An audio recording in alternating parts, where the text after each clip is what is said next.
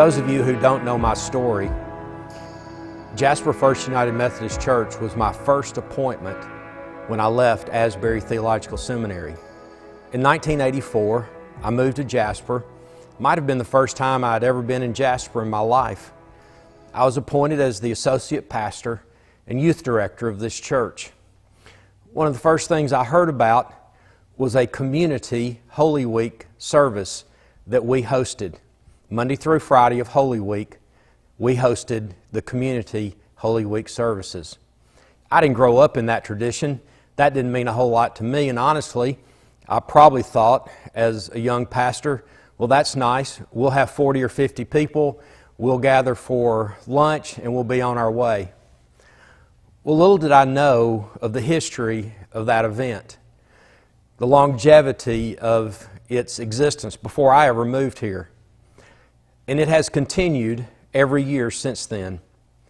Well, in 1985, when I attended the very first one, I found out how important it was as I stood in this very sanctuary and watched with amazement as it filled up, as it got very crowded. And I thought, this is amazing.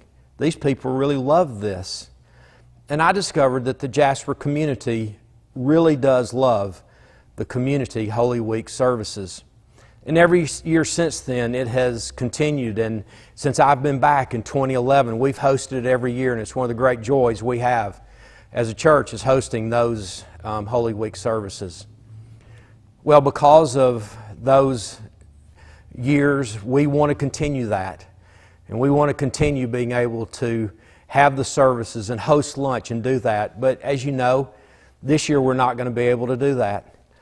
And as the host pastor, I made a call that, long before we would not be allowed back into the service, into the church, I made a call that, I felt like, first of all, we needed to cancel lunch. Maybe we could gather as a large group, but even if we were allowed to come back together, that lunch wouldn't be the first thing. And then I finally had to make a call that in order to protect everyone, that we wouldn't try to do that in some way online, having different preachers every Sunday, every day, every afternoon, different musicians, that we would just cancel the services.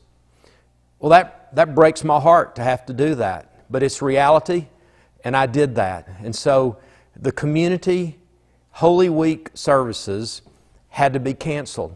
It'll be the first year, and I can't tell you how long, probably since its inception, that we as the community faith in Jasper won't gather in this sanctuary for those services. Now, I will be doing a service for our congregation each day at noon. Our two musicians, John and Becky Stallsmith, will be coming and playing live in the sanctuary, and I'll bring a short message each and every day. That is not the community Holy Week services. I trust that every local church is making decisions on how to best relate and minister to their congregations during this high and holy week of the year. Week we anticipate with joy every year, building up to the celebration of Easter. So this year, I will personally be doing a service here. We'll live stream it. We'll provide it for our congregation. And you're more than welcome to join us and watch, as all of our stuff is public. You can watch it anytime you want. But I just want to be clear that what I'm doing is not substituting for, is not the community Holy Week services. That's been canceled. Each church will do their own in the way they best are able to do it.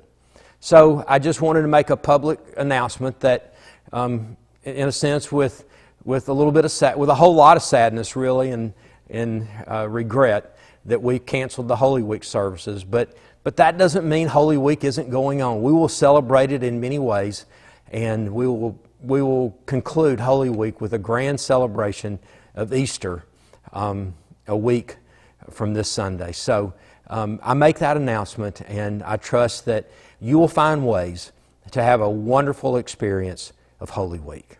Thank you, and I trust you have just a joyful Palm Sunday leading up through Holy Week to Easter Sunday.